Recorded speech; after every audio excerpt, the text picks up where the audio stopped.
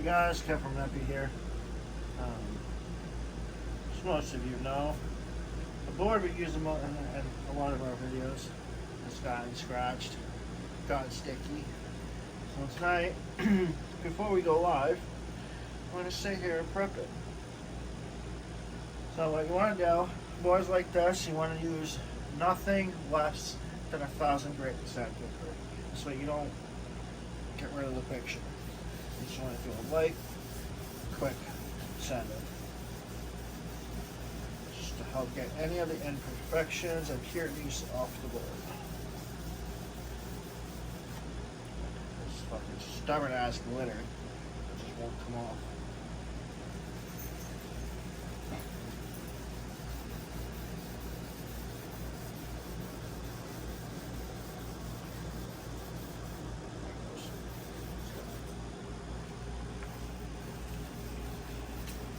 You don't have to do, you don't have to spend too much time on it, just a quick, gentle sand. And get all the scratches, impurities, dust, dirt, all of it. And it won't come right off.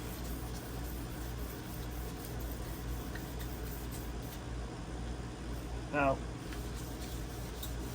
most people will just dry sand it. I like to wet sand. This way I know I'm getting a good, even sand. And I'm not destroying the product.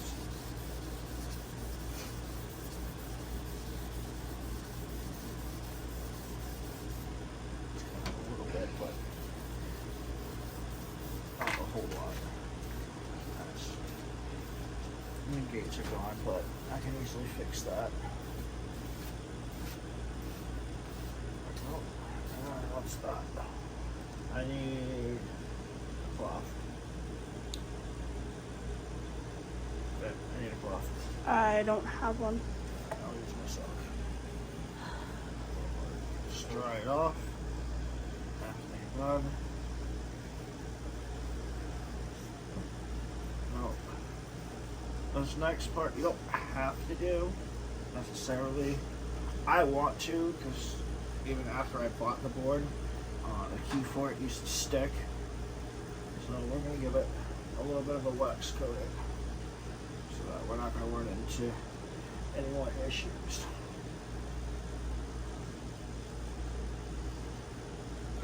First, we're going to sit here and we're going to dry the board.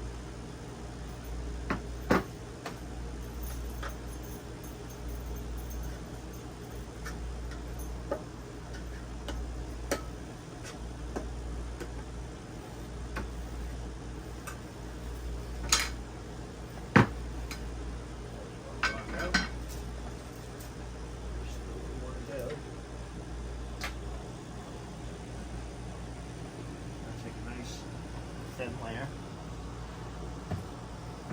A lot of people will use. A lot of people use like a cloth. I don't mind getting my hands dirty, so I'm just going to use my hands real quick. Just kind of coat it on. You just want a nice, thin, even coat, and then you let that.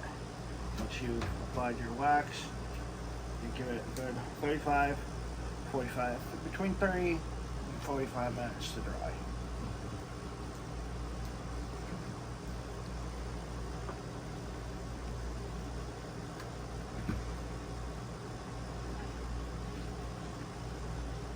Soak up into the water. I don't miss that smell. The only smell I do not miss is wax.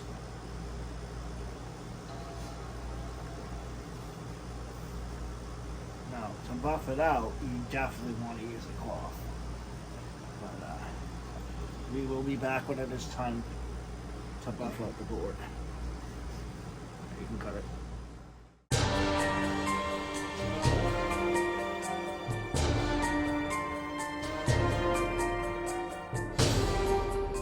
Alright guys, we're back. It's been about time to let the wax dry. So now we're going to go ahead and buff it out. So when buffing wax, you want to go the opposite way than you applied it. So Just gonna start gently, ever so gently, circular motion.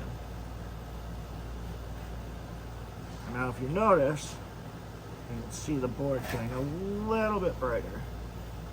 That's the wax. That's what the wax does.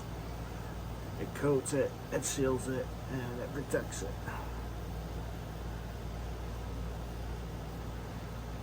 Just gonna gently do this so you feel that all the wax is evenly coated.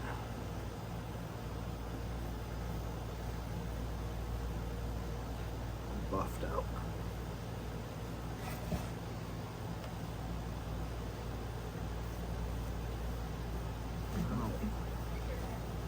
I recommend doing, if you have a board like this, now it has to be a board like this.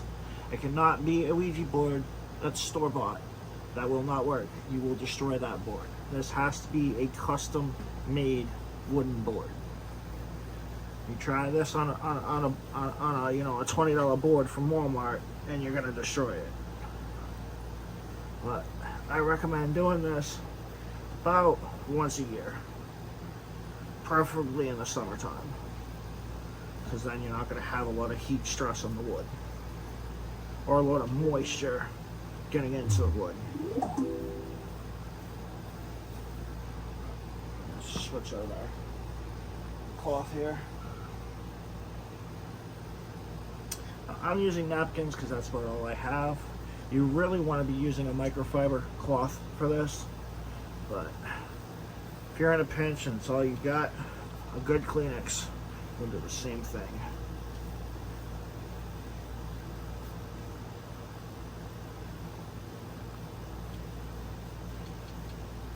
We're just about done here.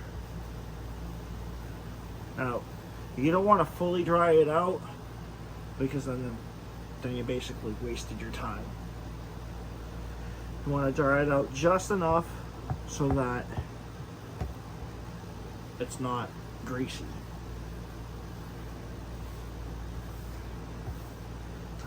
That'll just about do that. We're gonna make it safe for this one too. It's the key for it, guys. For those of you that are just, you know, joining the channel that may or may not have seen one of our older videos.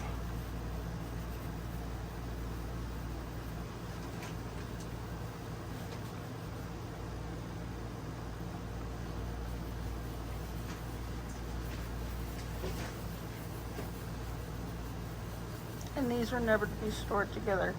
No, these are never. You do not want to. You do not want to store the key and the board together.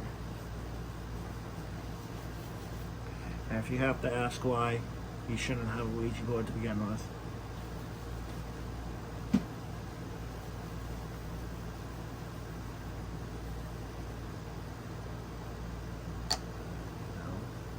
See how it's free moving now? Mm-hmm. I should have done that from the start when I bought it. When I bought it from Salem. Mm-hmm. All right, guys, let's about gonna wrap it up. This has been maintaining your equipment with Kev from Nepi. Again, we will see you in the next one. All right.